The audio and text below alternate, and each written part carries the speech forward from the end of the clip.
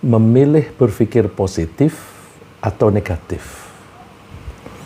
Kalau bapak-bapak, ibu-ibu dan saudara-saudara sekalian mendengar kata memilih berpikir positif atau negatif, mungkin kita mengasosiasikan dengan positive thinking dan negative thinking yang biasa dibahas di dalam ilmu psikologi. Saya berusaha membahas positive thinking, tapi yang dikaitkan dengan iman. Ya. Oleh karena itu akan berbeda, ya, mungkin sedikit, mungkin banyak, apa yang dimaksud dengan positive thinking yang kita bahas nanti, dan positive thinking yang dibahas dalam buku-buku psikologi. Yang membedakan adalah bahwa orang-orang ahli psikologi biasanya membahas keilmuan itu secara sekuler, tidak mengaitkan tidak mengaitkan fenomena-fenomena kehidupan ini dengan ketuhanan. Kalau kita orang mukmin tidak bisa lepas dari aspek ketuhanan, karena kita harus beriman. Oleh karena itu yang membedakan adalah kita selalu mengaitkan dengan keimanan kita kepada Allah Subhanahu wa Ta'ala. Allah telah menciptakan segala sesuatu berpasang-pasangan.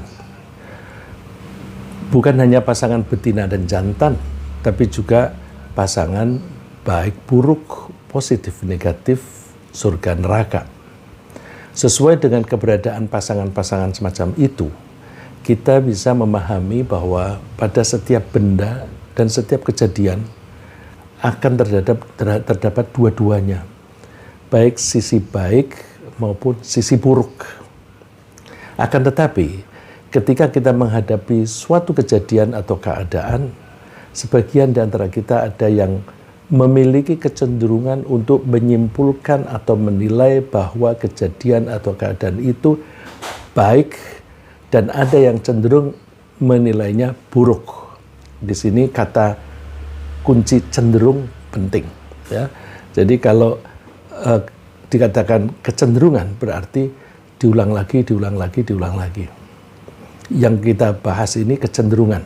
Karena kita itu diberi oleh Allah menangkap kejadian itu dengan emosi positif dan negatif. Maka kalau itu terjadi insidental dan sesuai dengan realita, itu baik, meskipun penafsiran kita negatif. Ya.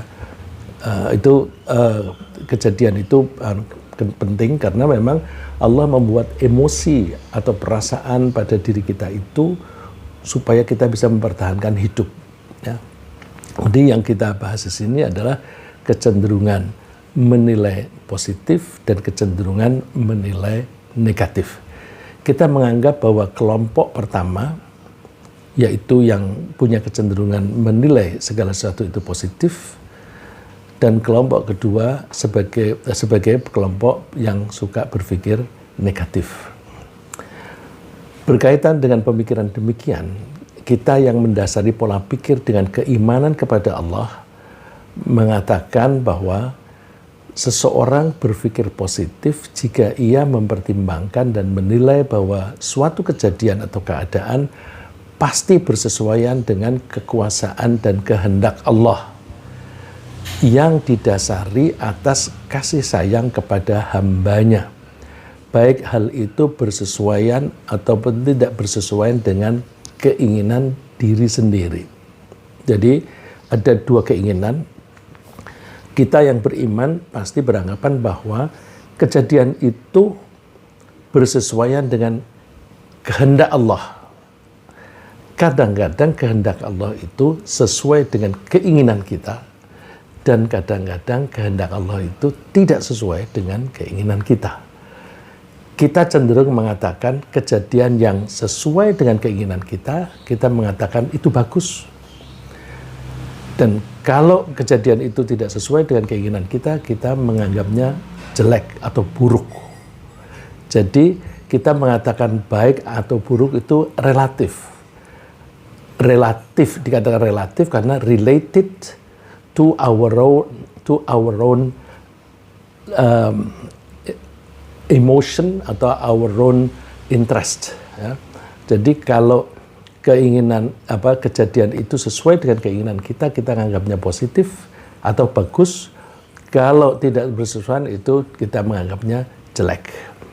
Kita lebih mengandalkan pada kehendak Allah. Ya. Dia meyakini bahwa pada setiap kejadian yang diciptakan Allah pasti ada kebaikan. Ya. Karena firman Allah yang kita yakini pasti benar. Allah berfirman, biyadikal khair, innaka ala kulli syai'in qadir. Ini bagian akhir dari satu ayat yang di bagian depan itu kita dianjurkan menyatakan suatu statement panjang. Saya ambil bagian belakang. Jadi ini ucapan kita yang diajarkan oleh Allah. Biyadikal khair. Hanya di tanganmu lah Allah. Ya. Kalau di dalam terjemahan yang saya copy paste di situ tidak ada kata hanya. Sebenarnya di situ ada kata hanya karena komposisi atau struktur kalimatnya itu predikatnya didahulukan daripada subjeknya yang ma'rifat atau yang definit. Biasanya kalau subjeknya itu definit atau ma'rifat, subjeknya harus di depan. Al-khairu biyadik. Tapi ini dibalik. Biyadikal khair. Nah, kalau ada pembalikan semacam ini, itu ada pengertian litakhsis untuk menunjukkan kekhususan. Jadi kita menerjemahkannya hanya di tanganmu, al-khairu, segala kebajikan, segala kebaikan. Innaka ala kulli syai'in qadir, sesungguhnya engkau maha kuasa atas segala sesuatu. Sebaliknya, seseorang berpikir negatif jika ia mempertimbangkan dan menilai bahwa sesuatu kejadian atau keadaan akan mengakibatkan terjadinya sesuatu yang buruk, tidak sesuai dengan harapan dirinya.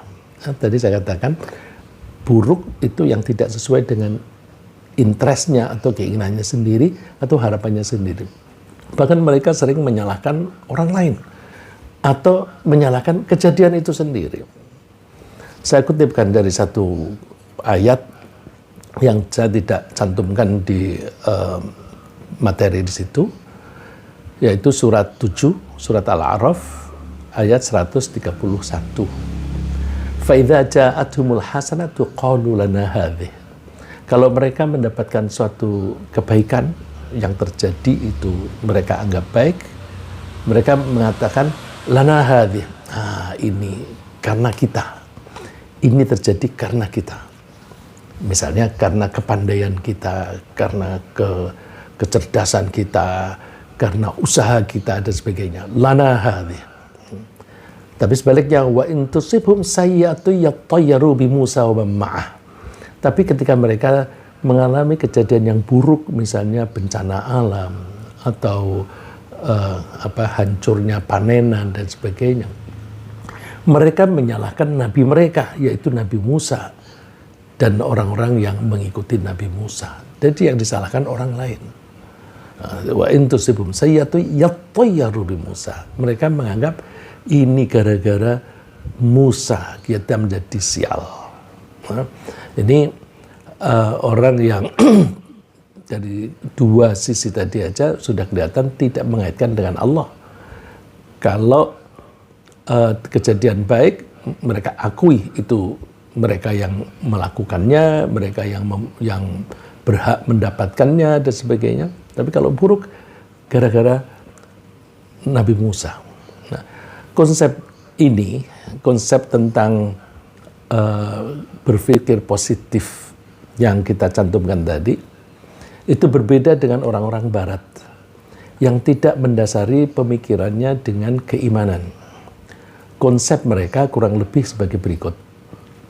Seseorang berpikir positif jika ia mempertimbangkan dan menilai bahwa suatu kejadian atau keadaan itu akan atau telah menyebabkan terpenuhinya harapan baik. Nah, ini ada kata kunci, terpenuhinya harapan baik Yang punya harapan siapa? Yang punya harapan kan manusia. Jadi dia dianggap positif kalau kejadian itu sesuai dengan harapan. Harapan itu kan interest, keinginan. Nah, ini pengertian orang Barat. Sebaliknya, seorang itu dianggap berpikir negatif jika ia mempertimbangkan dan menilai bahwa sesuatu kejadian atau keadaan tidak akan menyebabkan terpenuhinya harapan baik atau bahkan menyebabkan terjadinya sesuatu yang buruk. Coba saya ambilkan dari beberapa kamus yang online. Berpikir atau pikiran, itu bahasa Inggrisnya thought. Ya. Pikiran itu attention or consideration given to something or someone. Pemikiran itu perhatian atau pertimbangan tentang sesuatu atau seseorang. Sedangkan berpikir, thinking in psychology is the process of consciously generating and manipulating thoughts and ideas in the mind. Jadi berpikir itu proses untuk mempertimbangkan suatu pemikiran atau ide di dalam hati. Nah, yang dimaksud dengan positif, full of hope and confidence, or giving cause for hope and confidence, penuh harapan atau kepercayaan, atau menyebabkan datangnya atau terjadinya harapan atau keyakinan. Dengan demikian itu saya ambil dari kamus Cambridge. Lalu pemikiran negatif itu, negative thought includes negative beliefs you might have about yourself, situations, or others. Yang dimaksud dengan pemikiran negatif itu termasuk kepercayaan atau keyakinan yang negatif yang mungkin kita alami, baik itu berupa situasi atau kejadian atau yang lain.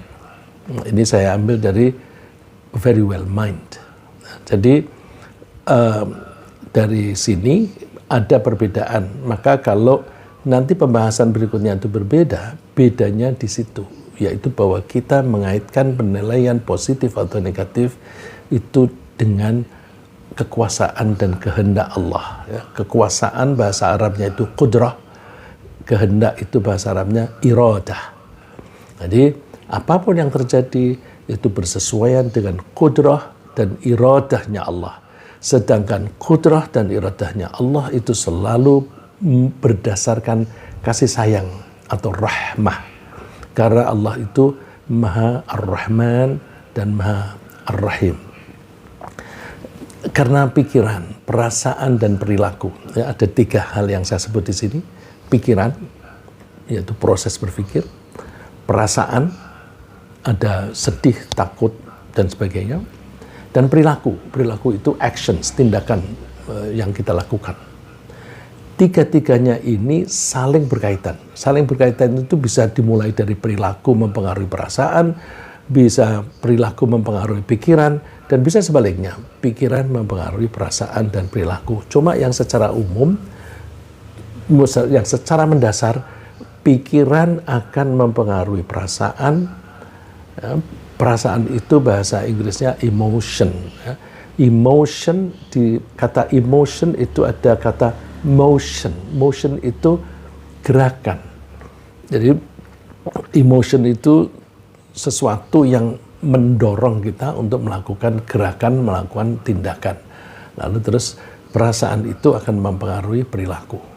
Nah, 3-tiganya ini saling berkaitan dan saling mempengaruhi. Maka sangat penting membangun pola pikir yang baik agar kita bisa menafsirkan suatu kejadian atau keadaan secara baik. Sesuatu realita dan kita ketika menilai sesuatu itu harus sesuai dengan realita dan secara proporsional, seimbang atau komprehensif tapi sambil proporsional, sehingga perasaan yang muncul adalah perasaan yang tepat dan sesuai dengan yang dibutuhkan.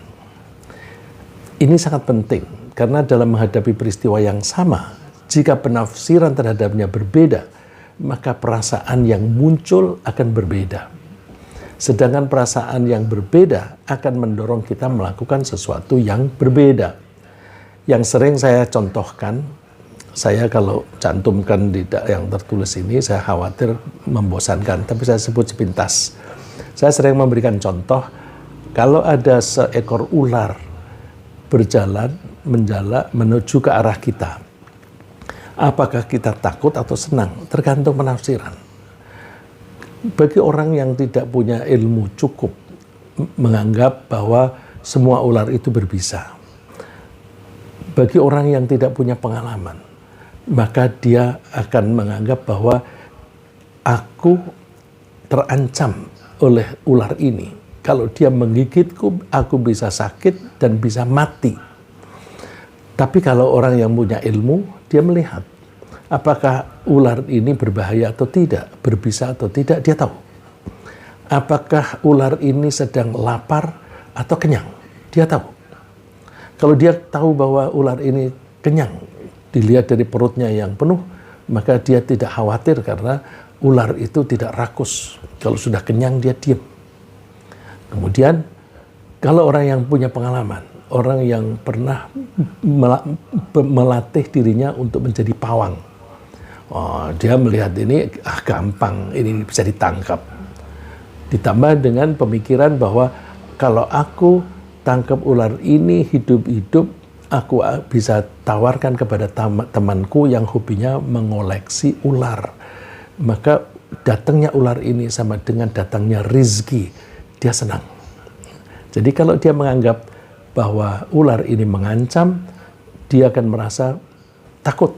Tapi kalau dia menganggap bahwa ular ini membawa rizki, dia senang. Jadi pola pikir mempengaruhi perasaan. Nah, perasaan itu akan mempengaruhi perilaku. Kalau takut, maka orang itu akan lari atau mencari gepuk. Tapi kalau orang itu senang, dia akan mencoba menjinakkan ular ini dan menangkapnya sambil senang. Ini duit ini. Ya. Nah, saya akan memberikan contoh yang lebih sophisticated, yang lebih banyak melibatkan hal-hal tapi sering terjadi dalam kehidupan kita. Misalnya, ketika sepasang ayah ibu meninggal dunia secara bersamaan, entah karena apa, mungkin karena kecelakaan atau apa, dan mereka meninggalkan banyak harta. Meninggalnya orang tua pasti menyebabkan kesedihan bagi para anak-anaknya. Tapi bisa juga menimbulkan rasa senang, misalnya terhadap anak sulungnya, anak yang pertama. Dia yang sulung ini sudah dewasa, sementara adik-adiknya semuanya masih usia anak-anak. Nah, kalau anak sulung ini sangat mencintai keduniaan, mencintai harta, dia merasa senang sekali. Karena dia akan menguasai semua harta tersebut. Jika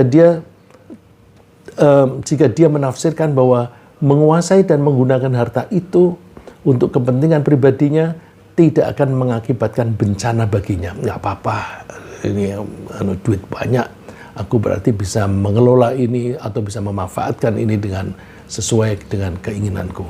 Nah, sambil dia beranggapan bahwa adik-adiknya yang masih kecil itu tidak akan bisa menuntutnya untuk diperlakukan secara adil.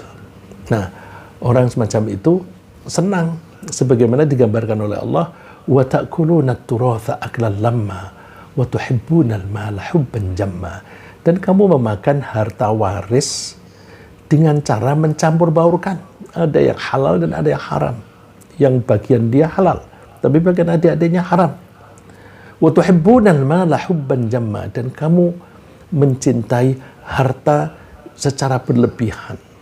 Berlebihan karena ukurannya senang dengan harta itu wajar. Tapi senangnya itu sebatas yang halal. Kalau sampai menginginkan yang tidak halal, nah itu berlebihan.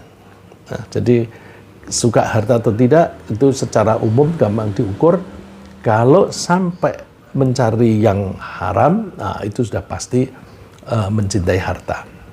Nah, jadi kematian bapak ibu bisa menyebabkan kesenangan bagi anak sulung. Tapi perasaan dan perilaku anak sulung tersebut akan berbeda. Apa itu? Bisa muncul rasa takut. Kalau tadi senang, bisa muncul takut. Jika dia menafsirkan bahwa harta yang merupakan bagian warisan warisan adik-adiknya, dia akan ketakutan karena apa? Harta yang menjadi bagian dari adik-adiknya itu harus dikelola dengan baik. Kalau ada bagian dari mereka keikut kepada anak sulung tadi, itu sama dengan merampasnya. Merampas secara tidak sah. Nah, sedangkan harta waris yang tidak sah itu adalah api neraka. Karena anak sulung ini melihat bahwa, wah ini hati-hati nih. Kalau aku sampai mengambil hak mereka, aku sama dengan makan api.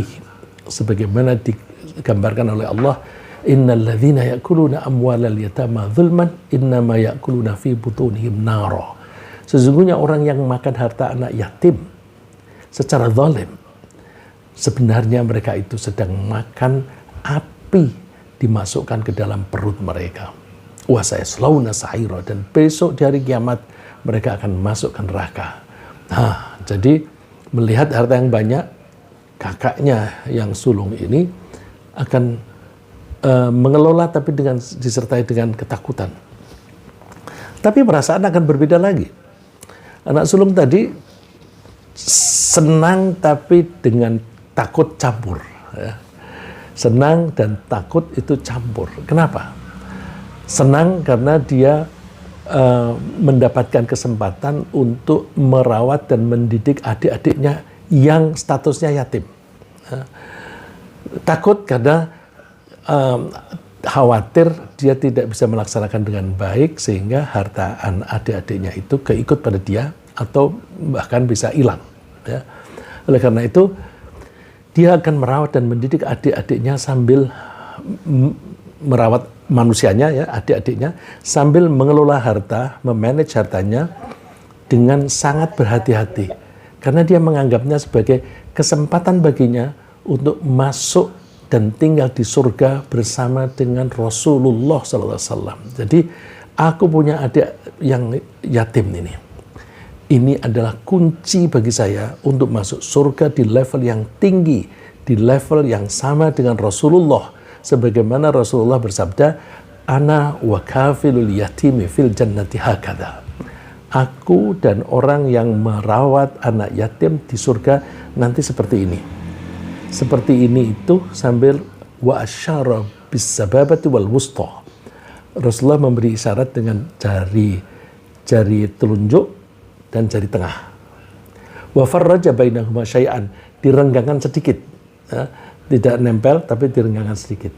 Nah, artinya berdekatan. Kalau berdekatan dengan Rasulullah, Rasulullah itu kan di surga itu di level yang paling tinggi. VVIP, ya. Atau mungkin VVVVIP, ya, yang paling tinggi. Nah, itu, wah, ini kesempatan bagi saya untuk memperoleh tempat yang terhormat di surga. Nah, itu senang, tapi disertai dengan rasa takut. Ya. Maka dia akan mengelola dengan hati-hati. Ya. Senangnya itu karena dia punya harapan masuk surga, takutnya itu menghasilkan kehati-hatiannya di dalam mengelola.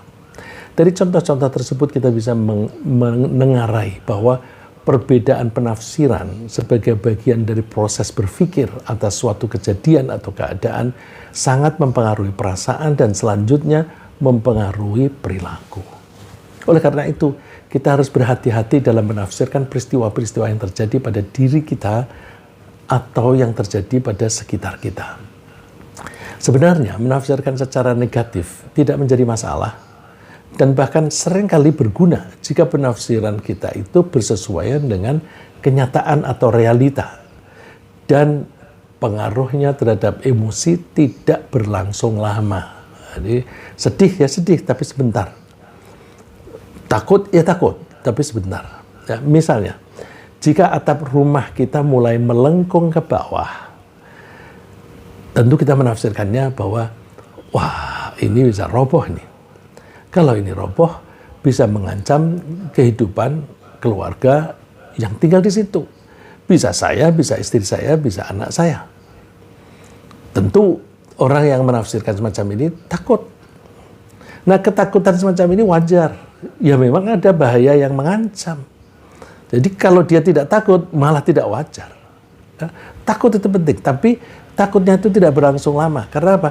Dia cepat mengambil tindakan, dibenahi, direnovasi. Dengan direnovasi, takutnya hilang. Jadi dengan demikian, ketakutan itu tidak lama. Begitu pula ketika ada kejadian misalnya seseorang yang sangat dicintai itu meninggal dunia, sedih. Tapi sedih itu tidak akan berlangsung lama karena dia menyadari bahwa dia itu kan hamba Allah. Suka-suka Allah atau terserah Allah memberi umur dia panjang atau pendek atau mengambil dia, artinya mewafatkan dia sekarang atau tahun depan, itu terserah Allah. Jadi aku ikut saja kehendak Allah. Jadi sedih tapi sebentar. Karena kemudian pasrah kepada Allah. Namun pemikiran secara negatif terhadap sesuatu yang akan terjadi masa depan misalnya, itu bisa menyebabkan beban mental yang berat jika berlangsung lama. Misalnya, ini yang banyak terjadi. Orang yang akan memasuki masa pensiun, misalnya 2 tahun yang akan datang. Dia bisa galau atau bahkan takut jika dia menafsirkannya secara sempit. Nah, takut itu terjadi kalau dia menafsirkan pensiun itu secara sempit. Misalnya, menganggap bahwa dia akan mengalami kesulitan keuangan. Waduh, ini pensiun, aku nanti pasti mengalami kesulitan keuangan. Perhitungannya gimana? Ya bagaimana tidak? Bagaimana tidak ada kesulitan keuangan? Sekarang gajiku 20 juta per bulan. Dan itu pas-pasan. Nanti setelah pensiun, aku hanya menerima 2 juta. Nah, orang semacam ini itu melihat hanya materinya saja, dia hitung-hitungan secara materi, tanpa melihat hal-hal yang bersifat mental dan rohani. Dia lihat materi aja, angka itu.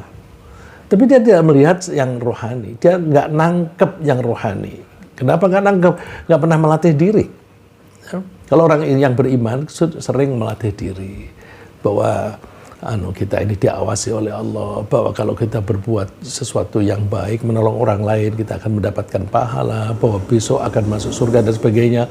Itu hal-hal yang semacam itu bagi orang-orang yang materialistik itu nggak paham itu. Mereka itu ya'lamuna dhahiran minal hayatid dunya wa hum 'anil akhirati hum ghafilun. Mereka hanya mengetahui yang lahiriah saja dari kehidupan dunia ini. Sedang mereka tentang akhirat lalai. Mereka itu lalai tentang akhirat, ghafilun. Dia lupa bahwa penghasilannya sekarang memang 20 juta. Tapi untuk itu dia harus menyisihkan waktu dan tenaga untuk bekerja 8 jam per hari. Ditambah lagi 2 atau 3 jam perjalanan pergi dan pulang. Dia pun harus mengeluarkan biaya yang cukup banyak untuk transportasi, untuk makan di luar, dan untuk tampil baik. Ya, berarti dia harus sering membeli pakaian, baju, celana, dan sebagainya. Tapi setelah pensiun, kan itu tidak diperlukan lagi. Ya. Sebenarnya dia tidak perlu galau dengan pensiun jika dia mengartikannya secara positif. Bukankah dengan pensiun dia akan memperoleh 2 juta per bulan, tapi tanpa mengalokasikan waktu dan tenaga dan biaya macam-macam untuk bekerja. Jadi kalau dulu dapatnya 20 juta itu dia harus bekerja 8 jam plus macam-macamnya, ya, transportasinya dan sebagainya, dan biaya. Terus dengan tidak pensiun, dia tidak bekerja apa-apa, pekerjaannya 0, tapi dia sudah dapat 2 juta. Itu kan sudah lebih besar, ya, kalau dia menghitung secara proporsional. Dengan demikian, secara hitungan saja, dia itu sudah beruntung. Apalagi kalau dia bisa memahami keuntungan secara non-material, yang rohani misalnya. Dengan pensiun, dia bisa memperoleh kemerdekaan. Orang kalau bekerja itu kan nggak merdeka. Dia harus jam sekian harus melakukan ini, melakukan itu dan sebagainya. Terus harus rapat dan udah pokoknya kebebasan pribadi nggak ada, hampir nggak ada. Terutama pada jam-jam itu tidak ada kebebasan pribadi. Begitu pensiun bebas dan dia bisa bebas memilih pekerjaan yang dia sukai. Dulu dia bekerja itu karena apa? Habis adanya itu tidak sesuai dengan apa yang disukai. Tapi dengan pensiun dia bisa melakukan apa yang dia sukai. Misalnya yang suka berkreasi seni itu bisa melakukan itu, dan orang yang suka berdakwah dengan pensiun dia bisa berdakwah, ya. Dia akan merasakan kehangatan kasih sayang dalam keluarga, dan lebih lagi dia mempunyai waktu lebih longgar untuk berhubungan dengan Allah serta mempersiapkan bekal lebih baik untuk kehidupan kelak di akhirat.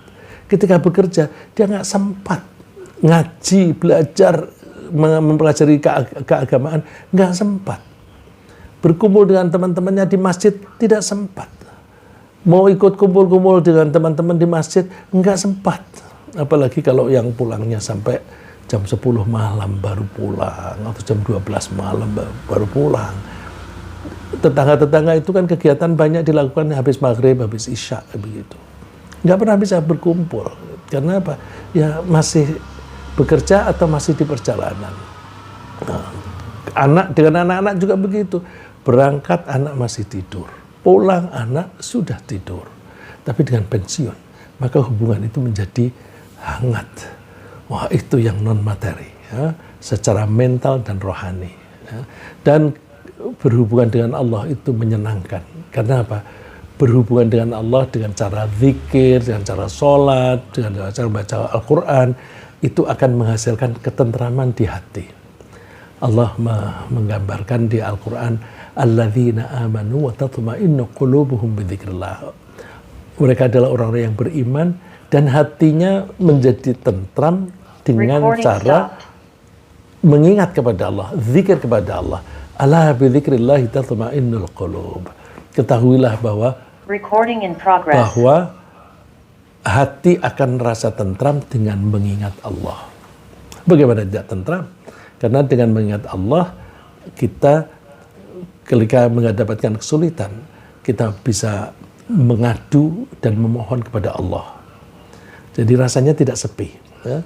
Ketika kita sendirian, kita bisa membaca Al-Quran, itu seperti dialog dengan Allah. Jadi nggak pernah merasa kesepian. Mari kita ambil beberapa contoh kejadian sehari-hari dan penafsiran yang berbeda-beda, serta perasaan yang menjadi akibat dari penafsiran tersebut. Misalnya, seorang yang sedang mengambil kesempatan akan adanya pekerjaan lembur. Ya. Lembur itu bekerja di luar jam yang ditentukan, terus dengan harapan dia memperoleh penghasilan yang lebih besar. Menganggap bahwa orang yang sedang melakukan kerjaan lembur itu menganggap rasa kantuk itu mengganggu.